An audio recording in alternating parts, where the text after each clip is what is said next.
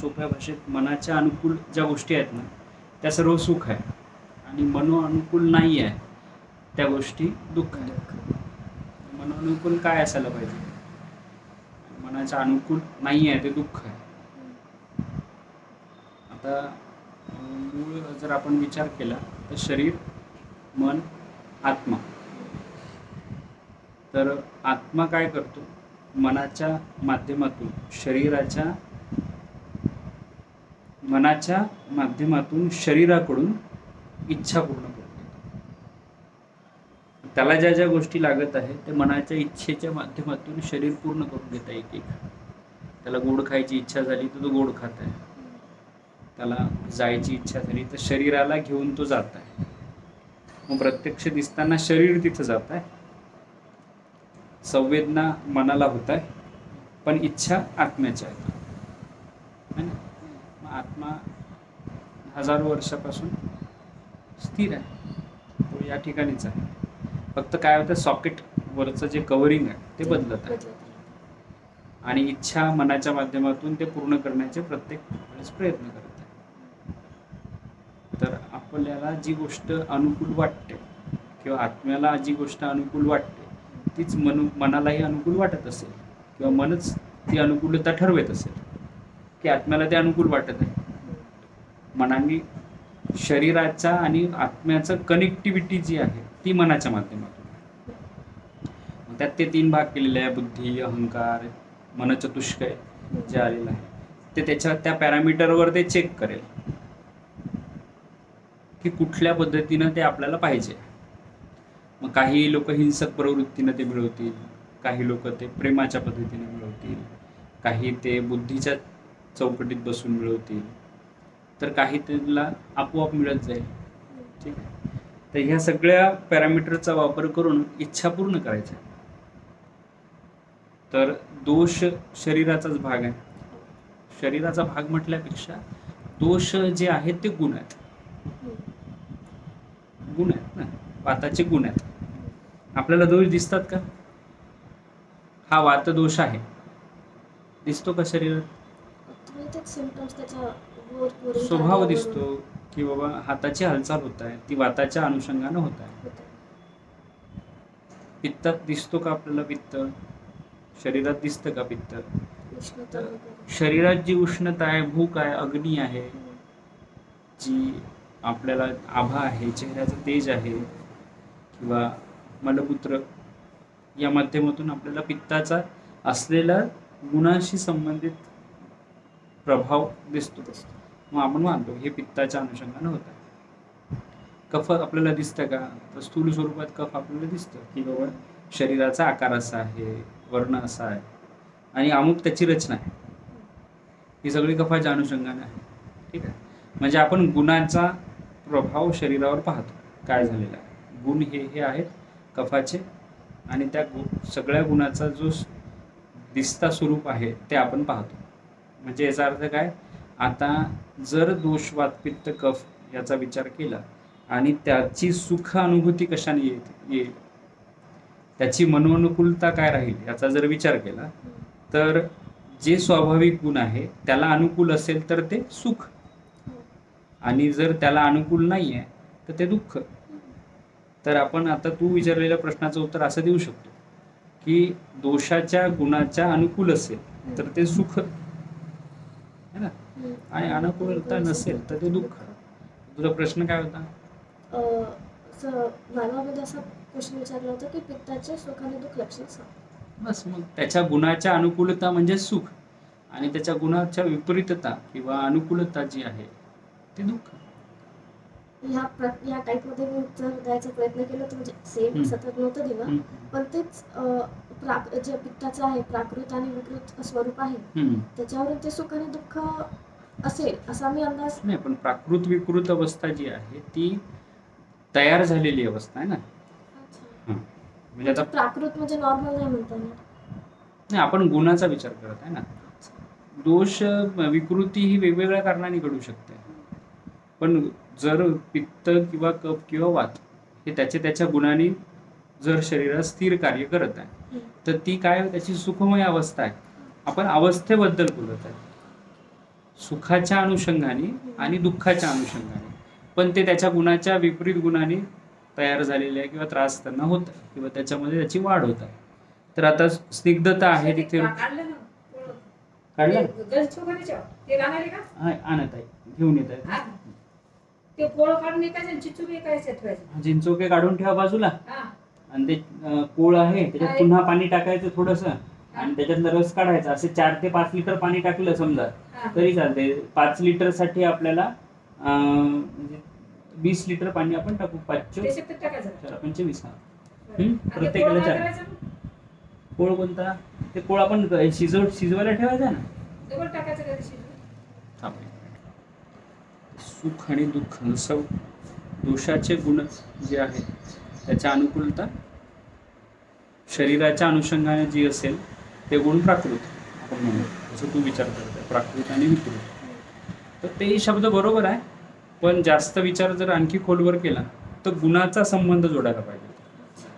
गुण जर विचार केले तर मग प्राकृत विकृत अवस्था तुला कळली असं त्यांना अपेक्षित असेल है ना. कारण गुण महत्वाचे आहे, कारण ही सर्व सृष्टी गुणाच्या अनुषंगाने बनलेली आहे, ना की एखाद्या वस्तूच्या अनुषंगाने. आपल्याला जेव्हा जेव्हा आपण सृष्टीच्या जवळ जाऊ तेव्हा आपल्याला ते वृक्ष दिसणार नाही, ते गुण दिसतील. व्यक्ती दिसणार नाही, गुण दिसतील. आपण म्हणतो ना स्वभाव बोलीभाषेत, की एखाद्याचा स्वभाव पटला म्हणून आपण त्याच्यासोबत जाऊन बसतो, ना की त्याचं शरीर, ना की त्याचं वैभव काही असेल. एखादा माणूस श्रीमंत असेल पण त्याच्याजवळ तो स्वभाव नसेल किंवा ते गुण नसतील तर आपण त्याच्याजवळ बसत नाही. फक्त तेच लोक बसतील ज्यांना त्याच्याकडून काही स्वार्थ असेल. ठीक आहे. तर गुणाचा अनुषंग तसा येईल की गुणाच्या अनुषंगाने लोक एकमेकांसोबत कनेक्ट होतात. तर सृष्टीमध्ये गुणाला महत्त्व आहे. तो सर्व सृष्टीच ही गुणावर आधारित आहे. ठीक आहे. नंतर द्रव्य, ते अधिष्ठान सांगितलेलं आहे ना, द्रव्याश्रित गुण. हां, तर त्याचा विचार तिथं आहे. तर मग आपण दोषाच्या बाबतीत आहे किंवा शरीरातले ज्या तिन्ही दोष आहेत त्याच्याही अनुकूलतेच्या नुसार आपण जर विचार केला तर शरीराची प्राकृत अवस्था जी आहे ती टिकवून ठेवण्यासाठी जे गुण आवश्यक आहे त्याला आपण सुख म्हणू आणि दुःख त्याच्या विपरीत असं विचार. आता 15वा अध्याय आपण वाचू.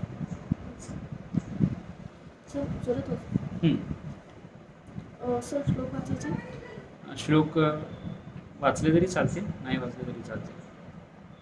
ठीक आहे. मराठीतलं सरळ सरळ वाच. अडचण आली तर आपण श्लोक वाचू.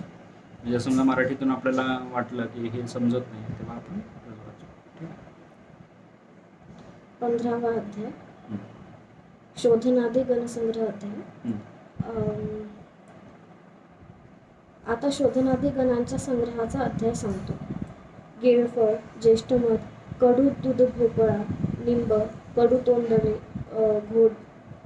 घोडे इंद्रावन, कडू काकडी, कुडा, मोरवे, देवदांगरी, वावडिंग, जलवेतस, चित्रक, दंती, कडू दोडका व घुसाळे, करंज, पिंपळी, सेंधव, वेखंड, एलची दाणे व शिरस ही औषधे वामक आहेत. दंती, तेर, त्रिफळा, लहान इंद्रावन, त्रिधारी.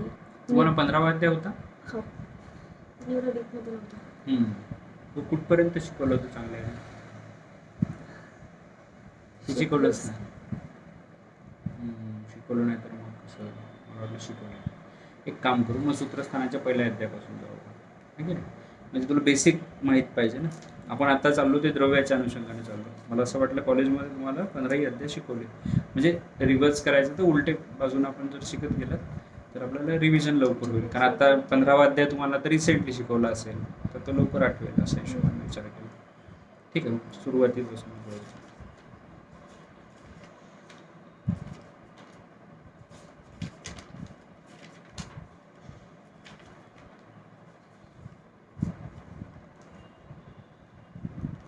प्रथम अध्याय. सर्व मनुष्य मात्रांच्या शरीराला ज्यांनी सतत गांजले आहेत व जे मनुष्याच्या मनात तळमळ, प्रमाद व अस्वस्थता उत्पन्न करीतात अशा रागजन्य काम क्रोधादी रोगांचा ज्याने समूळ नाश केला त्या जगाच्या आधी वेद्याप्रत ईश्वराला किंवा बुद्धाला मी नमस्कार करीतो. आता पहिल्या जो श्लोक आहे तो याच्यासाठी आलेला आहे की जी आपली गुरुपरंपरा आहे किंवा ज्या गुरुपरंपरेतून आपल्याला ज्ञान मिळालेलं आहे त्या गुरुपरंपरेला पहिल्यांदा नमन करून मंगलाचरण करून आयुर्वेदाविषयीचं असलेलं कुतूहल जे आहे ते प्राकृत ज्ञान आपल्याला मिळेल आणि आपण त्याचा आरोग्यासाठी किंवा स्वास्थ्य रक्षणासाठी वापर कसा करायचा याचा विचार करताना त्या ऋषींनी काय दृष्टिकोन ठेवला आणि त्यांनी ते कसं इतके दिवस टिकवून ठेवलं आणि ते आपल्यापर्यंत पोहोचवलं याच्यासाठी ते मंगलाचरण आहे. तर त्यातला तो संस्कृत श्लोक वाच पहिला. रागादी रोगानां रागादी रोगानां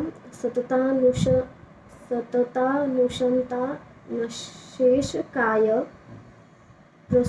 प्रसृतान शेषान औत्सुक्य मोहार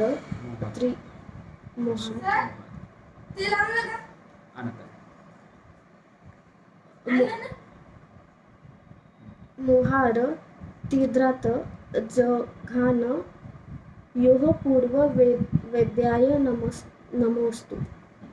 ठीक आहे. तर पहिले मंगलाचरण केलेलं आहे की जे पूर्ववैद्य आहेत सगळे तर त्या सर्व पूर्ववैद्यांचं जे आहे आपण नमन करून अध्यायाची सुरुवात करत आहे.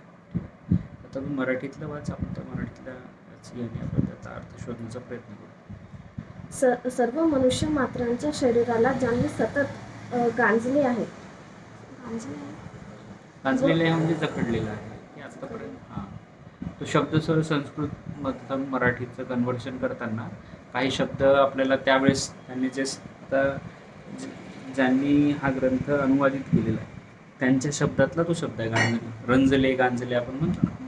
जे का रंजले गांजले त्या गांजले शब्दाचा अर्थ काय जे पीडित आहेत असं ज्यांनी दुःखाचा अनुभव घेतलेला आहे किंवा जे आता आजाराने दुःखी आहे अशा लोकांना तो गांजले शब्द वापरलेला आहे. गांजले आहेत व तुझं 12वी पर्यंत शिक्षण 10वी पर्यंत कुठे झालेलं आहे? सेंट मेरीज इंग्लिश आणि नंतर 11th आणि 12th हे वत्सलाबाई महिला महाविद्यालय. ठीक आहे. म्हणून ते गांजले शब्द तुला मला मराठीतले खूप साऱ्या शब्दांचा अर्थ म्हणजे माहितीच नाही. जर प्रॉपर शब्द मराठीमध्ये बोलतो म्हटलं. मग तुम्ही इंग्लिशमध्ये पेपर लिहित आहे? नाही, मराठीत लिहित आहे. म्हणजे गांजले गांजलेच होत असेल म्हणजे एवढं नाही. ठीक आहे, काय हरकत नाही. तू याच्यात आहे तर तुला हळूहळू ते सगळं येऊन जाईल.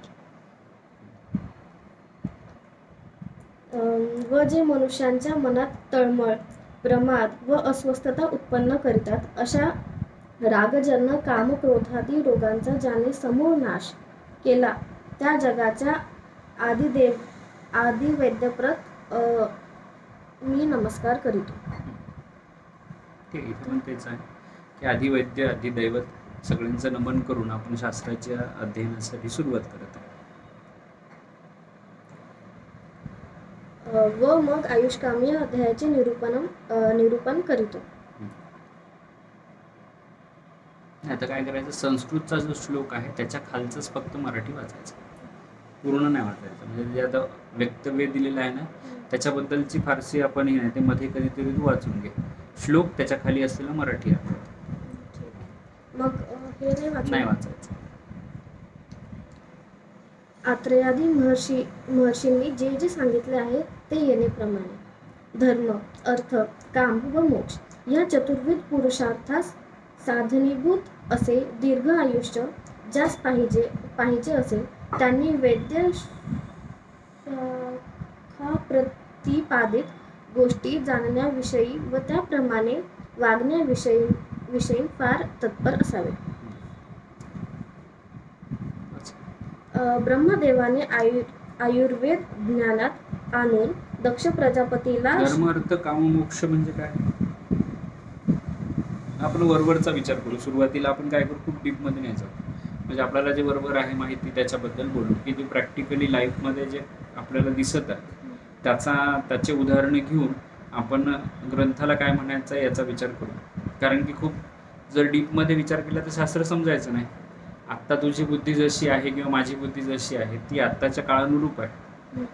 आपण आजच्या जगातले असलेल्या गोष्टीचा विचार करून शास्त्र समजून घेण्याचा प्रयत्न करू. कारण की शास्त्र सोपंही गेलं पाहिजे आणि समजलंही पाहिजे, जेणेकरून ते इम्प्लिमेंट करायला सोपं जातं. तर धर्म अर्थ काम मोक्ष म्हणजे काय, तर धर्माचा विचार जर केला तर जे तुम्ही कर्म करत आहेत त्याचा अनुषंग धर्माशी आहे.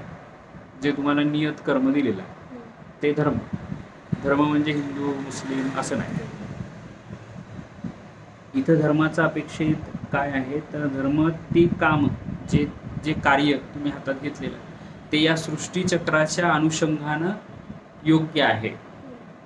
शेअर मार्केटमध्ये पैसे लावलेले आणि पैसे कमवत आहे किंवा असं काही काम करत आहे ज्याच्यातून तुम्हाला पैसा मिळत आहे, पण ते सृष्टीचक्राला अनुकूल नाही आहे, तर ते धर्म नाही आहे.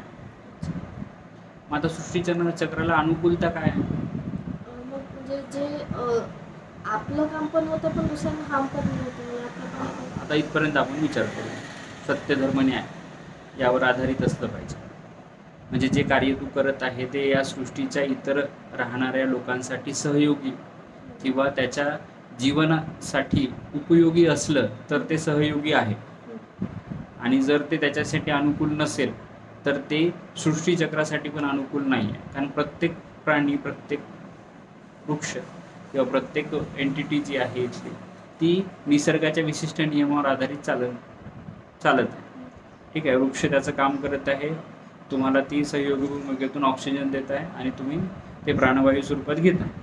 ठीक आहे, तर त्या झाडासाठी अनुकूल असलेलं जे वातावरण आहे ते इथं तयार करण्याचं काम तुमच्याकडं आहे.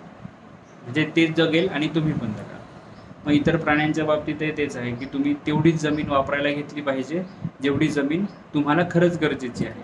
आणि मग शेतीसाठी आणि जंगल क्षेत्रासाठी असलेली जमीन जी आहे ती त्या प्राण्यांना वापरायला दिली पाहिजे. पण होताना तसं दिसत नाही आहे. म्हणजे अनुकूलता तुम्ही वैयक्तिकच पाहताय आणि अनुकूलता जी आहे ती तुमच्या वैयक्तिक स्वार्थापुरती आहे, म्हणून ती कुठेतरी सृष्टीचा नियम ब्रेक करत आहे. ठीक आहे, मग धर्म पालन करताना जे काही अर्थार्जन होत आहे, जे काही तुम्ही मिळवत आहे ते म्हणजे अर्थ. अर्थ म्हणजे फक्त धन किंवा पैसा अशा स्वरूपात नाही. अर्थ म्हणजे काय, जे जीवनाशी संबंधित ज्या गतिविधी आहे त्या करत असताना त्याला होणारी मदत ज्या स्वरूपात देता येते ती म्हणजे अर्थ. मग पैसा स्वरूपात असेल ती, एखादं आणखी कुठल्या स्वरूपात असेल, काय म्हणता येईल, आपण